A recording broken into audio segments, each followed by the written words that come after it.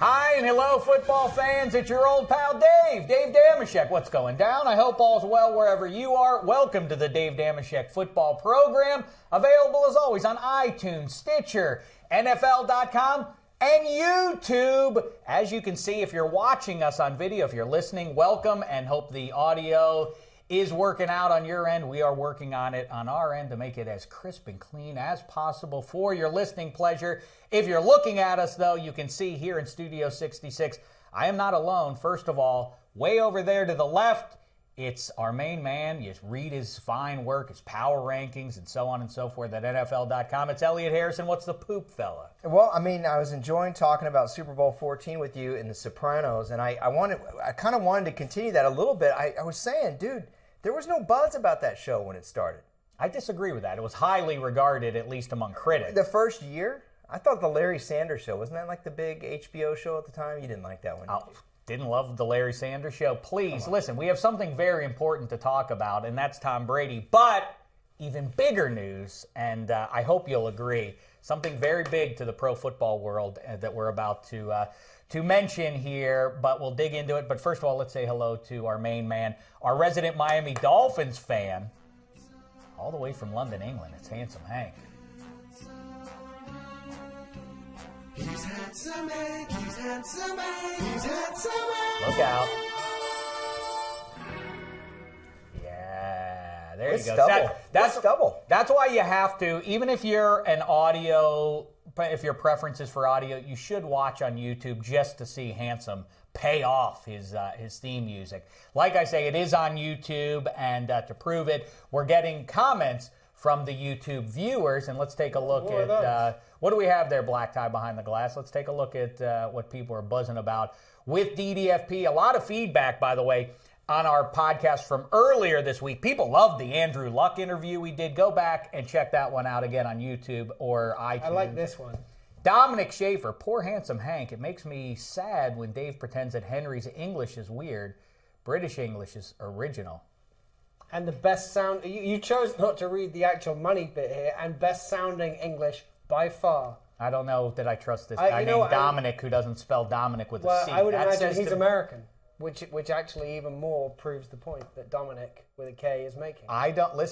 Don't misinterpret my feelings about Handsome's his pronunciations of things. They delight me like nothing else. So I certainly don't make fun of you for that. I celebrate that. What was the saying that was the hit of 2014? Deceiving to chance. What do you remember that saying he had? Handsome brought up. Flattering to deceive. Hey, fellas, a programming note. 1 week from today, we will gather in this same spot, and we will do the season premiere of the Red Challenge Flag Pick segment. This is when Elliot Harrison and Handsome Hank go head-to-head, picking all the big games. I'm just here to play judge.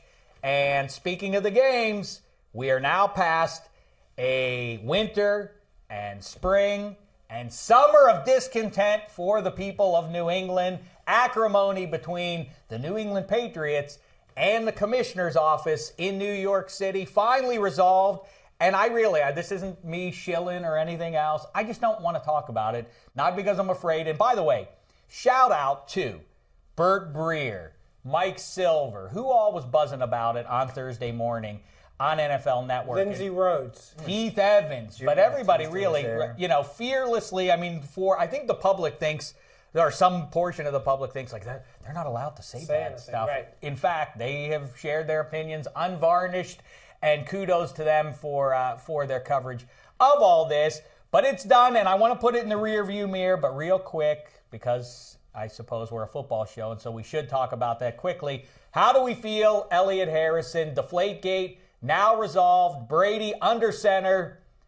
Boy, I feel bad for whoever has to play him next Thursday. I don't. I mean, this is year 16 for Tom Brady. I don't feel like it's really been addressed that maybe this isn't going to be a very good season for him. I mean, somewhere around year 16, year 17 is when the nosedive generally happens. Marino's bad year, I believe, was year 17. That's right. John Elway did 16 years, and then he retired. We talked about this a couple podcasts ago, and he said, I just can't do it anymore. Are we certain that Tom Brady is still the Tom Brady we think he is? And I mean, not that we should judge anything off preseason, but what he's done so far in preseason with an offensive line that has a couple rookies on it, with Brandon LaFell, who, not a big name receiver, but is apparently, their number 1, number 2 receiver in New England. Edelman's been injured. Danny Amendola is the best weapon outside of obviously Gronk that he has to work with on that offense. So I don't think. Ironic that Amendola is the healthiest option. Right. Yes. Exactly. We've never been said before. I think Matt Slater is probably their number 3 receiver right now, which is not a good position to be in. Well, the cynic would say, or the Patriots fan would point out, that Tom Brady, the last time we saw him, was busy in the fourth quarter defeating the generation's greatest defense, rallying them from 10 down to win that game. But I'm with you, EH. It's hard to do the math that, well, what do you mean he could be done here? How could that be? It just, as we've talked about with many, many, many football players over the years, when it goes, it goes. It's not as though, he's not as good over the last 3 years. No, you're good one day, and then you're a zero the next. And, as I've pointed out, I know Broncos fans don't like when I point it out. I happen to think that that's what's going on with 18 as well. And I think it's Brady this year? No, I don't. I think he's going to have one more good year, but I could be wrong about that. And handsome, to your point, the lousy offensive line, the thing that Peyton and Brady, the two things that they've always had going in their favor throughout the bulk of their respective careers. One, they haven't been in great divisions. Two, they've always had good offensive lines, or almost always. And that's going to be a problem probably in Denver and probably New England this year. Let's see how now older versions of these all-time greats are going to perform here. And we saw it last year with Peyton when he got chased around and then got hit a couple times. That towards the end of the season really made him not as good as we expected him to be. And I don't think it's a surprise when that goes down in December. I mean, look where Brady plays. He plays Foxborough. Well, it gets cold. Right. Well, in cold weather, you need a stronger arm. It's that simple. I will say this though. I think Brady's in better overall physical shape than Peyton Manning is to continue forward. I know he's been taking care of his body in that manner. Tom Brady's not a weightlifter. That's not how he gets himself prepared. So he's been doing a lot of different things. He wants to play until he's like 45 years old. Real quick, let's get the ball rolling a little bit early here. Let's get a red challenge flag here. We're not going to listen. There's nothing between us now and football. Preseason's over with. It's now time to make our picks here. No Lev Bell, no Marquise Pouncey, no Martavis Bryant for Pittsburgh. Any chance that they can survive this one? You know what? What you wanted to say something I just before we want get one into question. When we start doing this for real next Thursday, and I'm thrilled we're going to get a little preview of this now, but can we get Black Tide to produce us some actual red flags? Now that how about there's a video Black Tide? portion of this, I'd like to be able to actually toss some red flags around. That's a fun idea. Can you do that for us, Black Tide? Yeah, some red flags. We'll work on it. We'll get That means guys. no. I know. We'll get there. Week 7. You have the better part of a week to do it. But all right, we'll see. By the way, be on the lookout. We are creating a pick'em pool and a survivor pool for the DDFP audience. We hope you'll join us. We'll all You need play. to take a new headshot for that. You still have that one where your hair is all puffy on the side like the guy from Battlestar Galactica and you're all clean shaven. Also, it's time for a new beard. You look got very different now. Yes. By the way, just to resolve this thing, it's all said and done. Like I said, I know Patriots fans, this isn't my opinion. This is a fact. Whatever you think, the Patriots were wronged in this case, Tom Brady was wrong, it doesn't change the fact that just like Barry Bonds 100 years from now has an asterisk now, whether it's fair or otherwise, people will always associate this, and that's, I suppose, why so many people are up in arms about it. But again, there is the recidivist aspect of it. There was the video thing and all this. This is a part of the Patriots, the Belichick Brady dynasty, whether you like it or not, even if it's completely unfair. That is something that is going to exist well beyond Tom Brady's career. Hey, like I say, so that's big news. Brady under center for the season premiere. I guess that's kind of good for pro football fans that maybe the biggest star is going to be the leading man out there, or perhaps he'll be trumped by Ben Roethlisberger. But we didn't do it. Make your pick.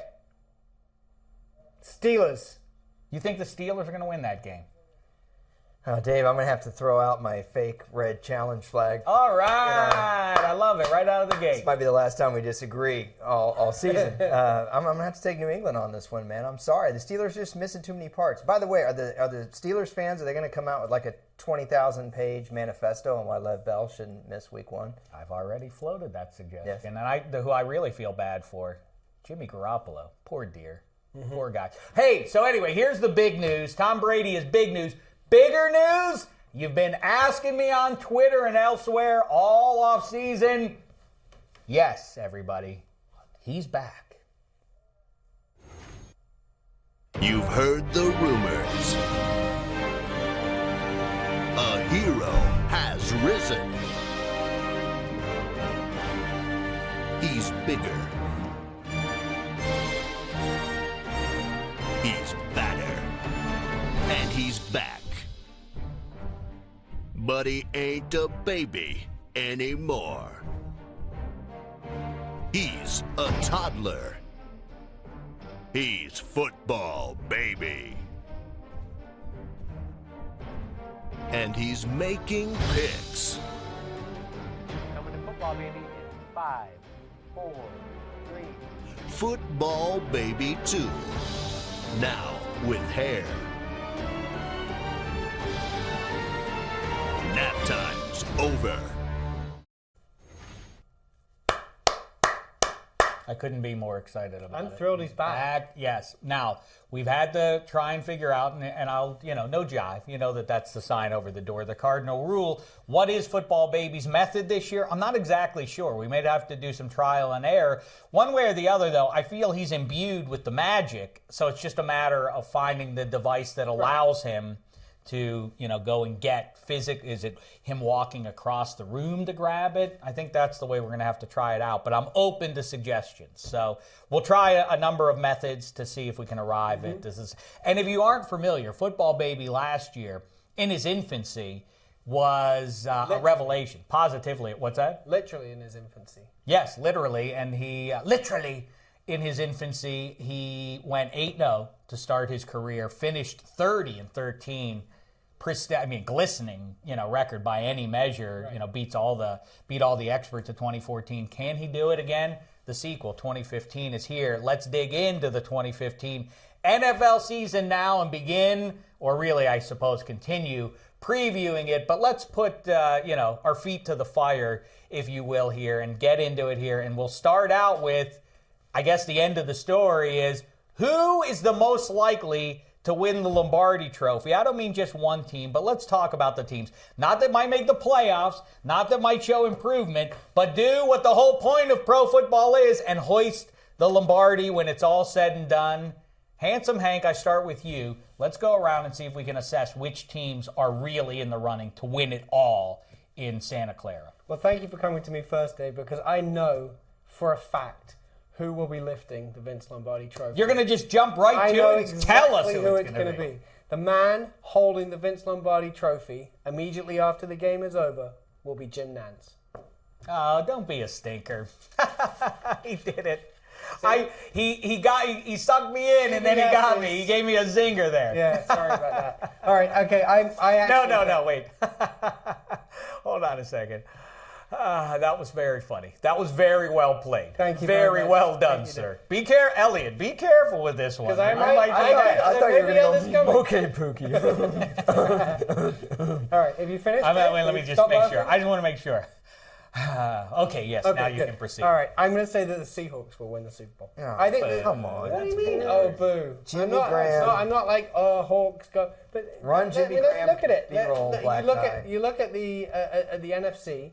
I think they've got an open shot, an open lane to the Super Bowl, and it's partly because I think that the Packers, without Jordy Nelson, aren't going to be the challenge that they were even last season. I love that we showed Luke Wilson, because all anyone talks about is Jimmy Graham. Awesome. Right. That the very first piece of B-roll, Luke Wilson touched. Well, Handsome, I do think, as opposed to where we were a month ago, that I still think the NFC has more high-end teams that actually can win the Super Bowl, not be just competitive, but go all the way. But yeah, the Packers were probably the number one team in that regard, and I think the Jordy Nelson injury really, really hurts them. I don't think that they can be the same team they were last year. I think the Eagles are probably one of those higher-end teams that you're talking about. I think they probably win the NFC East.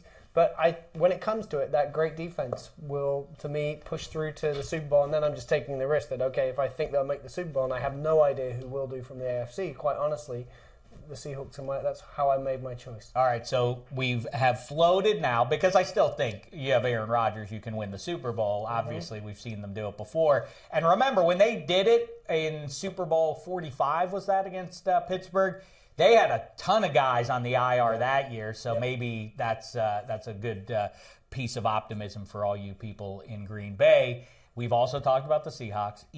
Who else? Well, I like the Packers over the Colts in Super Bowl 50, so obviously that would make the Colts a legitimate contender. They're playing the AFC South, obviously. They play them every year, but they're playing the NFC South this year as well. They'll probably go 7-1 through those 8 games right there. The Colts could finish 13-3, and then they have home field advantage.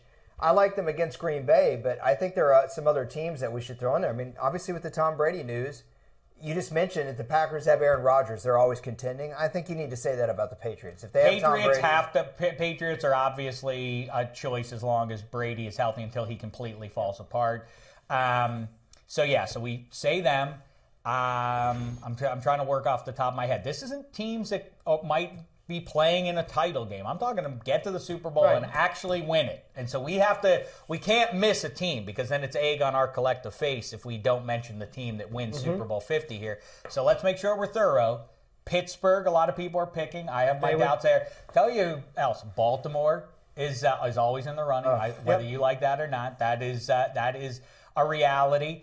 You know what? I'm saying it here now. The Broncos cannot win the Super Bowl. In fact, I said that 3 years ago that they would never win a Super Bowl with 18 under center, and I've been proven right there. You know who I'm going to say? The Chiefs. I think the Chiefs can win the Super Bowl. I believe in the Chiefs. I really like the Chiefs. We'll talk about the Lions in a minute here. I don't know if they can win the Super Bowl, but I think they really might. They can be a good team. I think they could go to the Super Bowl. I think they can win that division based on what you're talking about as well. But that's not win the Super Bowl. Correct. Yeah. So to me, the second tier NFC teams would be Dallas and Arizona. So Dallas. Either Dallas or Arizona could win it. Carson Palmer is not going to win the Super Bowl. I do think the Cowboys could. I think the key there, Randy Gregory and or Greg Hardy. If both of those guys can be a big pass rush, then the Skandrick loss isn't as big, obviously. But I can't get behind the Cardinals. I don't think the Cardinals are that good to actually win the Super Bowl. So we've really boiled it down here. We're talking Pittsburgh and Baltimore out of one division, Indianapolis. The Patriots, I don't think. I don't think the Dolphins are going to win the Super Bowl. I could see them getting there. Well, there's only 2 teams left. I like the Chiefs. I'm surprised you guys don't react to my Chiefs pick. I like the Chiefs too. I was just trying to think, all right, who are we leaving out? The only 2 teams I can think of would be the Eagles and Cincinnati. I said the Eagles already. You did say the Eagles. I think the Eagles are in the mix. I think the Chiefs are probably Andy on the Dalton same level. can't win the Super Bowl. No Bengals. Okay. The Chiefs are on the same level as the Cardinals to me. I think they could very, very well win the division, a bit like the Dolphins as well, but I just don't think they're going to win a Super Bowl. All right, let's move on then to our next group. The most overhyped team. Elliot, I start with you. Boy, I'm going to go with the Eagles. You know, there's just too many moving parts there.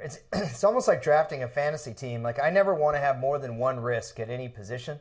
So if I'm going to take an injury risk at running back, I'm not going to take another guy who's an injury risk at running back. And I look at the Eagles, and I just feel like there's just risks all over the place. There's Bradford. There's DeMarco Murray. DeMarco Murray's backup is Ryan Matthews. They don't have the same offensive line that they used to have. They have all these new parts, and football just doesn't work that way. You can't just throw a bunch of guys. I remember when the 2000 Redskins did that. They went and got Deion Sanders and Bruce Smith. 8-8. I think Terry Robisky closed out the season as their head coach. But the guy who's doing it is Chip Kelly, who, by necessity, you actually have to do that in college football. He's not far removed from college football. If anyone can do that, you'd think that a coach who went and did that in the college ranks and did it pretty successfully miuld be able to get that to work in the NFL. Well, it depends if your glass is half empty or half full. Chip Kelly's is apparently half full because think about all the guys. The story of the Eagles in football terms has been covered up by Deflategate and all this nonsense over the last few months here. But remember, think about what, like you say, EH,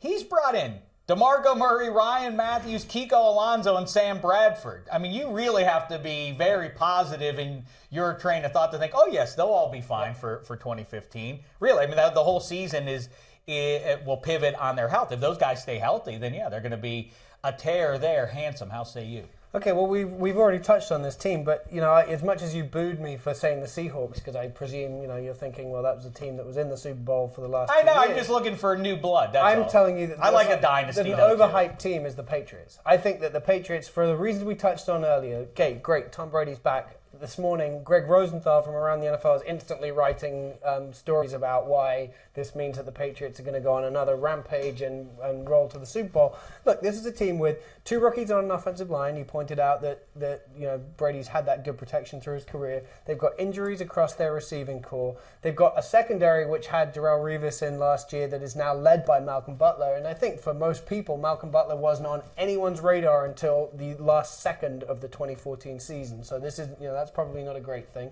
Their linebackers are pretty good, and their defensive line, is up and down and has been all that time. I know that Bill Belichick can pull things together, but I do think that there is an element of a Super Bowl hangover that could come with this Patriots team as well. Vince Wilfork's gone. Shane Vereen caught, was 11 balls, 10 balls? Who's in the backfield? At the time of this recording, Fred Jackson has not signed with the Seahawks. Fred Jackson on the Patriots. Third down back, that'd be awesome. Yeah, that would make a lot of sense there. But as it stands presently, Gronkowski, we talk about people who are brittle. I mean, just because he made it through the majority of last season, his career has been marked by injuries. And like we always point out, one of the great ironies in sports is that the big guy in football is the one who wears out the most quickly because he's the consistent guy receiving the hits. Yeah, he might deliver blow to a small DB, but the attrition of getting hit like that constantly does wear a guy down. The idea that Gronkowski is just endlessly, as long as he's on the field, is going to dominate, I am suspicious of that at least. And like you say, can they win the division? Certainly. Can they go to the Super Bowl? Certainly. But again, they didn't win a Super Bowl without a really good defense. Right. And without Revis back there, they become... I do like some of the pieces they have on defense. I think you made a good point about Gronkowski. We've had the last few episodes, we talked about Jenga pieces, and with all of them, we went through teams and we talked about it. And in most cases, it's like, yeah, well, obviously that guy's a big guy to lose. But the likelihood of losing him is sort of more down to bad luck than anything else. With Gronk, we have a history of injury there. That's right. When they needed him. When they needed him, exactly. And as you say, he's the guy who's more likely to get injured because his whole game is about the physicality. So, in theory, Gronk is probably more likely to get injured than a lot of the other names that we listed. You know who he's like? Granted, this guy wasn't as good as Gronk, but he's like Mark Bavaro. Yep. Mark yeah, Bavaro that's a good was one. Yeah. gangbusters. It was the same kind of player. Now, Mark Bavaro played in a rougher era when Ronnie Lott could literally elevate himself and take you out. But that's who he reminds me Well, of. also, another guy who also wasn't as good as Gronk, but Jeremy Shockey, too. Yep. These guys are revelations, but if they take repeated batterings game in and game out, they do tend to wear out. Their careers are shortened. That's right. Here's another one for you. Overhyped team, the Pittsburgh Steelers. That's right, I'll say it. I'll say the Pittsburgh. You okay? I have led the hype train when it comes to that offense. I've said that they have the best triplets in the NFL in Roethlisberger, Lev Bell, and Antonio Brown. But first of all, we start the year knowing that they're going to get housed in Foxborough. I mean, I really can't conjure a way that the Steelers are going to go up there and win. I hope I'm wrong about that.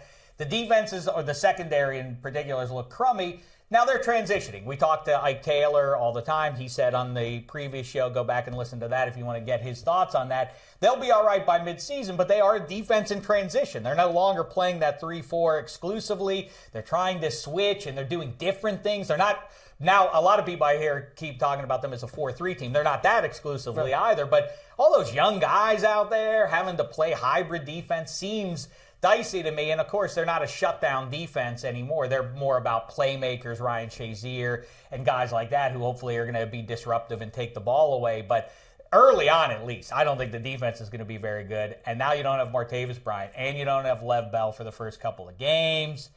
I don't know. I mean, I can certainly see them finishing third place. It's not implausible that they'll be worse than the Bengals and the Ravens. Well, I think the secondary. It does ride on the secondary to me. The one encouraging thing I've seen from Pittsburgh is, boy, Marcus Wheaton looks like he's ready to go. Yep. That's a guy that could have a big year for them. I know they lost Bryant for 4 games, but I think Marcus Wheaton ends up having 1,100 yards this year. Listen, they loved him coming in. They've been high on him. I know it's smoke and mirrors the way a quarterback talks about his pass catchers on the first day of August. But Roethlisberger, for the record, said our breakout guy this year is going to be Marcus Wheaton. He's going to be a big star. He looks the part.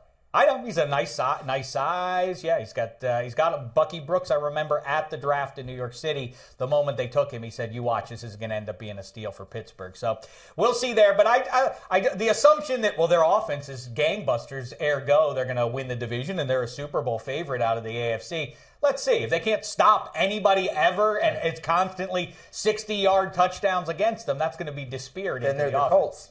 Yeah, exactly. Yeah. Now let's talk the other side of that coin. Underhyped teams, and I'm going to start with you, EH. Well, I'm looking at our list here because we've got cheat sheet all right here, and I think mine's better than yours, Hank. Well, let's hear it because I don't think it is. Mine's the San Diego Chargers. I don't feel like, when you say underhyped, then it really has to be a team that nobody's talking about. I feel like the Vikings are a team that people are talking about. San Diego. Too much. That's always a red flag. When everybody's on board, yes. It doesn't seem to work out. Right. And I would say, you mentioned the Chiefs earlier. That's a good one. I like San Diego. I like their quarterback. If Melvin Gordon doesn't work out for them right away, I don't think he's even a small Jenga piece, for them. Because I love the way Danny Woodhead plays in spots for them, that he's healthy now. And then I think their defense is going to be better this year. They do have some good personnel. They have some good young parts on the defense. If they step forward, I could see the Chargers winning 10 games this year. All they need to do is get in the tournament. When you have a quarterback like Phillip Rivers, I think as long as you get in the tournament, you've got a great shot. I'd like to see Phil Rivers. There are other things I'd rather see before it, but Phil Rivers, it feels like, as a man of justice, I'd like to see Phil Rivers get to a Super Bowl at the very least. Here's the problem with them. In the division, and I'm taking the Chiefs over the Broncos, and we'll do our proper picks, our seedings next Tuesday on the show. But in the meantime, I'll tell you, the Chiefs, I think, win that division, and they're going to have, that defense is loaded, and they get back some pieces. It was already great last year, and that now they have the rallying point of Eric Berry and all that. So you have one good defense. The Broncos also have a dynamite defense. You bet. The Chargers are lagging in that department, so their offense better be top 3 or top 5 in the league to offset that fact. They're in a bad division for that. Their defense is mediocre, even with some nice I agree with you. I just think they have a good young core on defense, and I like where they are at quarterback. I like Alex Smith. I am an unabashed Alex Smith fan. I think he takes way too much criticism. I don't like him as much as Phillip Rivers, and at this stage of the game, I like Rivers better than Peyton Manning.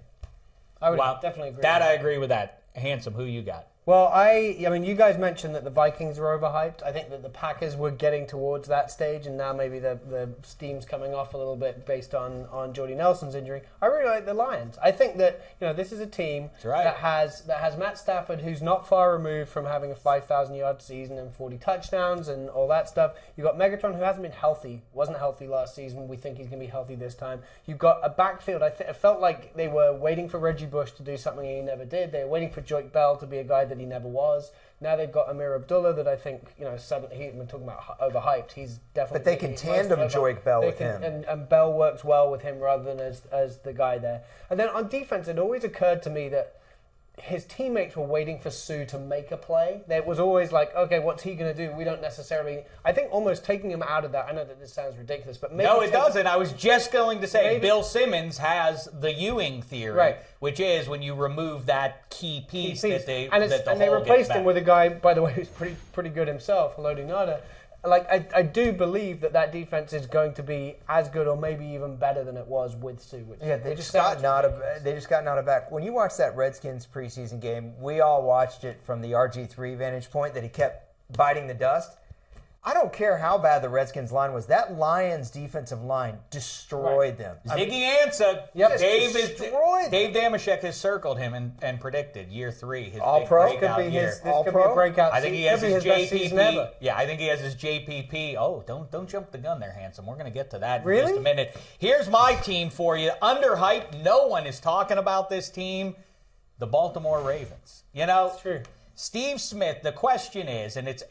people seize on these storylines in late or in mid-February, and then they don't let them go, and then that overshadows everything else about a team. And the story for the Ravens is they don't have anybody catch passes after Steve Smith.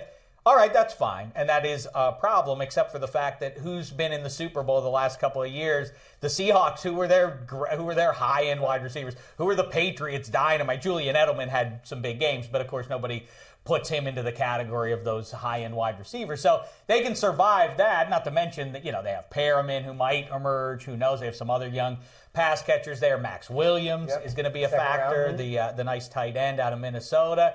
And the defense, Ozzie Smith. We talk about Jenga pieces. You take the wrong piece out, the whole thing. He was a great shortstop. Ozzie Newsome, not Ozzie Smith. The wrong sport. Good defense, though. You were right. Yeah. Ozzie Newsome consistently gives them a good offensive line and a good defensive line, and that always is a good foundation, obviously. You're never complete garbage if you have those two things going for you. Flacco, listen, he rises. He's the anti-Peyton. He's lousy in the regular season often, but when he gets to January, you can't argue with the results. So the Baltimore Ravens, my underhyped team that makes me nervous as a Pittsburgh Steelers fan. Now, most likely to have the first pick in the 2016 draft. Once again, in Chicago, Illinois. I'm already looking back. Oh, wait. Handsome, we should make reservations now as our culinary tour What was takes that us delicious back place that we went to?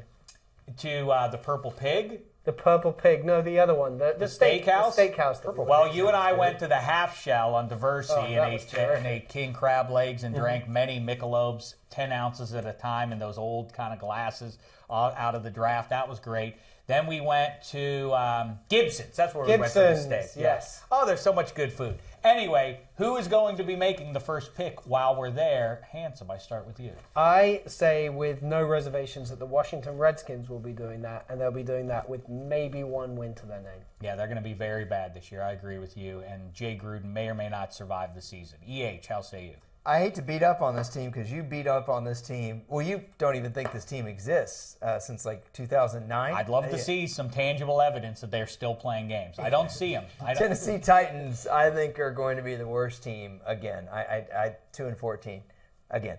Interesting. One more to consider is the San Francisco 49ers. It's They won't fun be to that bad. No. They won't Wow. be that See bad. it. I think the Chicago Bears may have a better chance to be that bad That's another good than the 49ers. That's a great call. Well, as I always have said this summer, if Kaepernick elevates his play and becomes this great quarterback that we thought he was going to be 3 years ago, then those bets are off. I'm going to go with you, though. DC, they're picking first in the draft next year, and just in Thanks, time mate, for your to support. take Hackenberg out of Penn State. That'll fix everything. I think Colt McCoy is going to end up being the quarterback there. Oh, it's just all grim. It's all grim. Why does everybody hate Colt McCoy? Colt McCoy's fine. Hate him?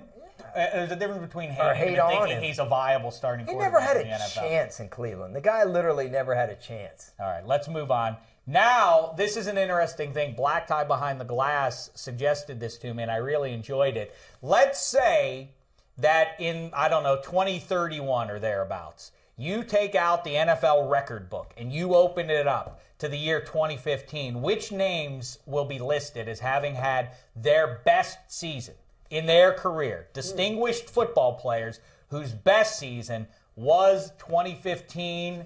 I'm going to start with you, Elliot Harrison. Who you got? Who's going to have his best ever year? Well, I'm going to have to borrow one of your guys, one of you two, because the guys that I gave in the meeting aren't on here. Neither one. Where's Brian Hoyer? What happened, Black Tie? Brian Hoyer. I did hear Elliot tell you. I would like to tout Brian Hoyer, and I was ready to refute that and laugh. Brian Hoyer. Okay, Well- and then no Terrence Williams. You didn't even take my B. I'm trying to produce a show here, EH. You give me names Brian Hoyer. Come on, Brian Hoyer and Terrence Williams, like the third. Wait, wide what's wrong with receiver. Terrence He's Williams? solid, but we have some sexy names. I wish we had the pictures, by the way. Brian Hoyer retains, but barely, the crown of the NFL starting quarterback who looks in the face the least like an NFL starting quarterback. But Tyrod Taylor, I hadn't gotten a good look at him recently. He also is in the running. Really? there. Mike Glennon, were he the starting, he would be your champ. Glennon's the champ. But yeah, when you get a good look at Tyrod Taylor, he does not look like, oh yeah, that definitely is the starting. Peyton Manning's getting there, by the way. Whereas before he was the picture of Eli, the both starting Peytons, both Mannings are. I never always in thought the Drew running. Bledsoe looked like a commanding quarterback. The guy who, to me, is who looks most like an NFL quarterback, Carson Palmer. He's the he's the trendsetter. leading man. Anyway, go ahead. Talk about somebody else. Who's having his best career year? Well, I have some names to pick from here. I do like. I hate to jump on one of your guys, but I love DeAndre Hopkins. I'm going to let you talk about him, though. So I'm going to go with Randall Cobb. Randall Cobb, I think, is going to have a big-time year. I know we know about Jordy Nelson's injury, but Randall Cobb's had some nagging injuries himself. If he can stay healthy, I know he hurt his shoulder the other day. I just think that he can catch 100 balls this year and really be the guy that helps them get to the Super Bowl. Davante Adams, they don't need Davante Adams to be the man. They just need Davante Adams to put up 10 touchdowns in the red zone, which I know is really good. They need Randall Cobb to be the man, and I think he's capable. Handsome, how say you? I will pick, I think a good name for this right now is Sam Bradford. We know that Sam Bradford, through his career so far, has not lived up to expectations. He's now gone to a place where it seems like you can plug in almost anyone at quarterback. I mean, they made Mark Sanchez look good in Philadelphia last year. So let's assume that Sam Bradford's going to be able to do it, and he's looked sensational during the preseason so far. And equally, we know that Chip Kelly, we just talked about this, that Chip Kelly could easily kick him out next year and he may be with the Bills for the rest of his career. So I would say if you're going to say Sam Bradford's best ever year is going to be 2015, I think that's definitely not a bad place to go. Well, it is hard to pin down that Chip Kelly likes to ultimately run the ball as much as possible, and yet receivers tend to have their best career. Jeremy Maclin last year had his best year. I don't think he'll match those kind of numbers in KC, even though I think he'll have a good season there. And so, too, will Sam Bradford if he can stay healthy. You know what's amazing is, there you see Suggs take him down there. Everybody talked about whether or not that was legal. Yeah, it was illegal, but it still is dirty. There's no reason for him to have to hit Sam Bradford in a preseason game like that. The thing nobody has really talked too much about is thank goodness for Sam Bradford, really on a human level. What if that would have hurt his knee? What if he would have been hurt on the basically the first play of the season and he was done again? I'm definitely rooting for him, but I have to ask you, did you play like 5th grade football? In the backyard, yeah. Okay, well, in Shecker Memorial Stadium. 5th grade. Oh, Dameshek would bring out some lemonade afterwards for the victors only, though. 5th grade in Texas, water where we for the losers. It got started in school, all right, with football and like real pads and everything else. And there was always that one kid who got stuck with, you only had so many pads to go around, right? There's one kid that always got stuck with the shoulder pads where it looked like his head was shrinking into it. And he literally, Sam Bradford kind of looks like that kid. He's also in the running for doesn't look like an NFL starting quarterback. He's a good one. It's crazy. It looks like somebody dropped him in all these pads and it doesn't look right. You know who does look like an NFL starting quarterback? And I mean this, Matt Stafford. I really do. He's got that, he's got that big jaw and all that jazz. I agree with you. Carson Palmer's like the new Troy Aikman. Kind of, yeah. He's got the cleft chin and all of it. But Stafford, of course, this is bold to say he's going to have his best season ever when you look at the 5,000 yards and 51 touchdown passes he threw just a couple of years ago. Yes, the big part of this is I have rendered my final verdict on the NFC North. The Detroit Lions are going to win it, and if I they just told you that. That's I know it, but my word gets ink. Don't you see? All right, Matt Stafford. I keep using the word, and I'm going to use it again. Ripe. This team is ripe. It's time. They must, by hook or by crook, 2015 must be their year, or they must start to consider. All right, how much longer? The Stafford, Calvin Johnson era. Are we going to ever turn the corner here? This is the year they must turn the corner. And in fact, if you think about it in these terms, had they won in Dallas in that playoff game, which they really, maybe they got a raw deal there. Had they won that, it wouldn't be a surprise to say the Detroit Lions are going to make some hay this year. You would say, of course they are. They're one of the best teams in the NFC. That loss sort of pushed them back down, same old Lions and all that jazz. But I think Stafford takes it to another level this year. Like I say, Calvin Johnson certainly recognizes his football mortality. If you read some of the things, look at some of the things he says. I love Amir Abdullah, Golden Tate, Eric Ebron in his sophomore year after a bad rookie season. I think he emerges with a chip on his shoulder. And like we say, the defense is very, very good. They win the division, Matt Stafford. Best year of his career. Black Tie, go ahead. Why did you replace Terrence Williams and Brian Hoyer? Go ahead. I know there's an ulterior motive. You didn't bring this up just because you wanted to hear our thoughts. Surely you have somebody you had to mention here. Oh, for sure. Russell Wilson. This is a guy who now has a tight end. What a shocker. He likes throw that sexy deep ball, and he has a target that could go up there and make these catches. So I think definitely with his contract and what they're doing there with the Marshawn Lynch thing, I think they're going to put a lot of emphasis on the passing game, and Russell Wilson's going to have the best year of his career. Plus, he's dating Sierra right now. So, naturally. The whole dating thing, but Sierra, I don't know that works as a benefit. Remember Memo Paris in The Natural. Sometimes that brings you down. That doesn't elevate your play. But surely for Russell Wilson, She was. I would have gone Memo over Glenn Close if that were me. The baseball deeds aside, whether it diminished my play, I definitely go Basinger over Glenn Close any day of the week. I'm sorry. I would agree as well. Russell Wilson, for him to have the best year of his career, though, he has to win a suit. It has to finish with him with a ring. Well, that's a good point. And so you have proposed. He will.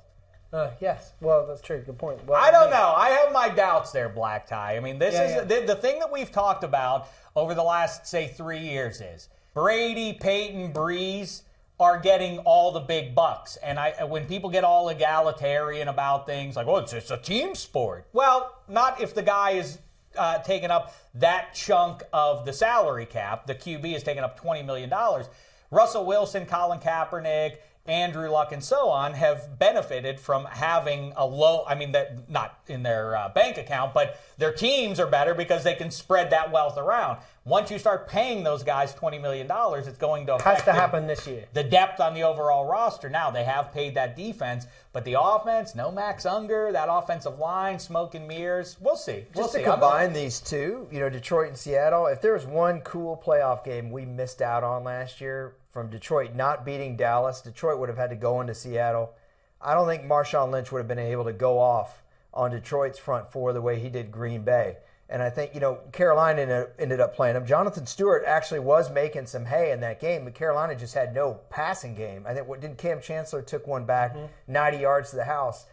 I think Detroit could have beaten Seattle. I'm not saying they would have, but they matched up well. I absolutely agree. Now, the reason, watch this pivot. This is a pro pivot coming up right now. The reason that Marshawn Lynch would have had a hard time running the ball is because Ndamukong Suh was right there in the middle. But, of course, Ndamukong Suh has moved to South Beach. Handsome, do you have another name you'd like to throw out for Dave, 2015? I do. Thank you so much for bringing that up. And I don't know how you knew that I was going to say this name, but I think playing alongside Suh is going to make Cameron Wake an even better player than he's been throughout his career.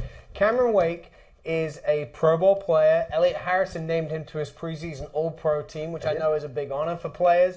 Cameron Wake's career best is 15 sacks. You can see in 2012. I believe he will at least equal and maybe beat that number in 2015, playing next to Suh. And the other name that you should look out for on that Dolphins defensive line is Olivier Vernon, who has been good through his career and is crucially going into a contract year. I think Suh is going to make Wake a lot better, and Wake is almost unblockable, without Suh. I think Olivier Vernon is going to be another guy that's going to benefit, and he'll benefit both in terms of stats this year and then a huge contract next offseason, probably. Think about this. I know if you take the names, if you take the uniforms off of it and everything and just look at the talent out there, that doesn't sound like a good thing for the New England Patriots. When you look at the Bills, the Jets, and that Dolphins against a young offensive line.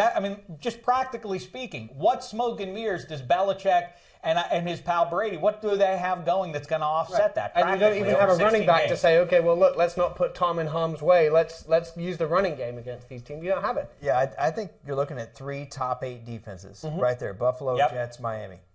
The one I keep saying, though, is look out for Denver.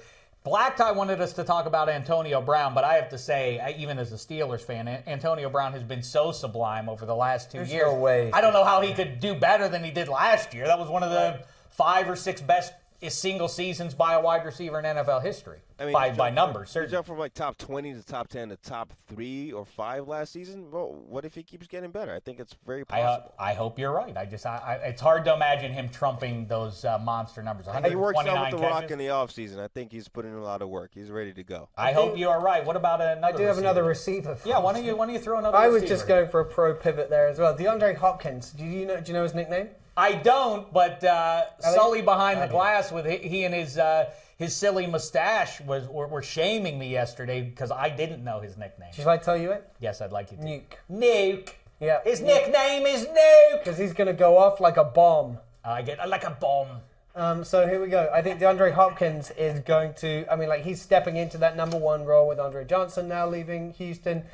Obviously, it's dependent on whether Brian Hoyer is successful there, but he's going to be the focal point of that offense because otherwise it's Alfred Blue and whoever else.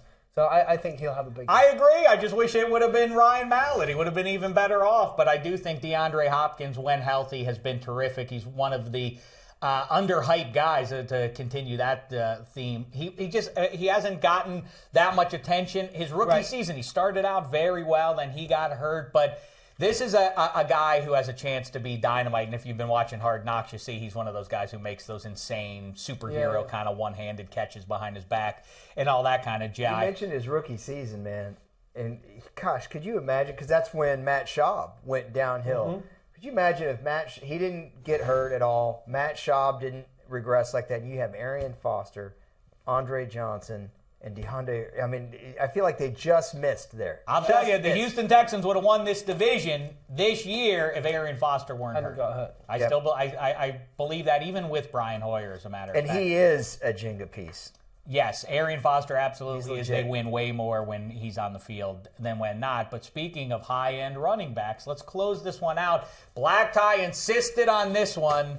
I don't know how he could possibly have the best season of his career. I want to hear how Black Tie justifies this. Adrian Peterson. Talk about it all day, Black Tie, all you want. You spoke about DeAndre Hopkins making superhuman catches. That's who Adrian Peterson is. This guy is not He does make a lot of superhuman catches. No, he's a superhuman. I got you. That's the point.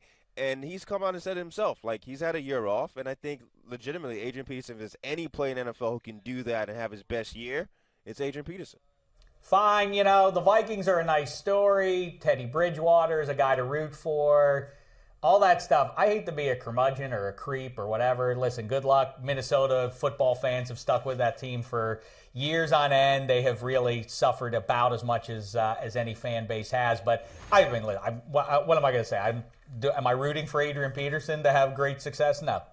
I'm not. Yeah, I would probably go the same way. I think as well he's too much of a focal point on that offense, and we haven't seen him play for almost 12 months. And it's not, they're not going to incessantly feed him the ball either. The guy who I really like, I don't think he's going to be as good as he was in Pittsburgh, but Mike Wallace.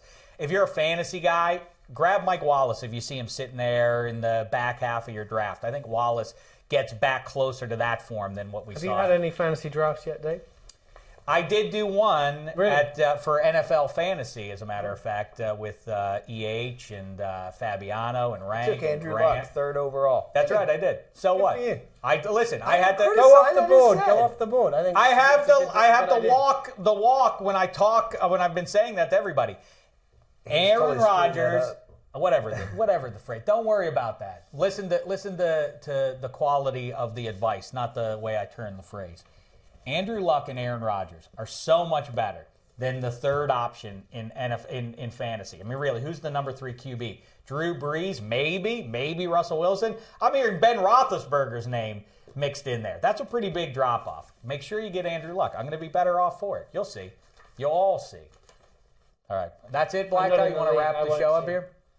What's that? I'm not in that league, so I won't see. But no, you can tell me about it. Hey, be on the lookout. Follow me at Dameshek, because I will be in the coming days, perhaps even in the coming hours, I will alert you to the details of joining our group for the DDFP for our Pick'em League and for our Eliminator Survivor pool. And next week we're going to be doing our picks, fellas. Last year we had you and me and Elliot and Black Tie did all the picks. Can we put Football Baby in there as well, so that Football Baby's picks can be recorded and fans can play against the Oracle? That's a solid idea. I like where Why your don't you head's give at. out Hank's Twitter?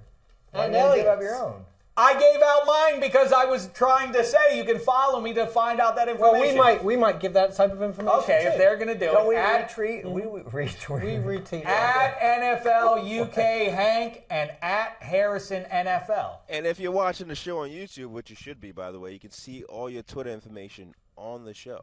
Oh, that's right. Oh, wow. And we appreciate you checking it out on YouTube and or giving it a listen on iTunes or Stitcher or NFL.com, however you consume it. We appreciate you doing it. Drop us a line on Twitter. Also, give us a comment on the YouTube. I'm trying to get in there. Doesn't have to be about me. No, it doesn't. It doesn't have to be about Handsome at all if you don't want it to be. Although a high percentage of viewers have been commenting on how Handsome is surprisingly handsome. I don't know what the surprise is. Why would I call him that otherwise? Hey, I think you look good with the slight scruff. He doesn't do that normally. He's straight. I had to go all to the the way. dentist this morning, so I was at the dentist. I couldn't take away my scruff. All right, let's. He sounded like.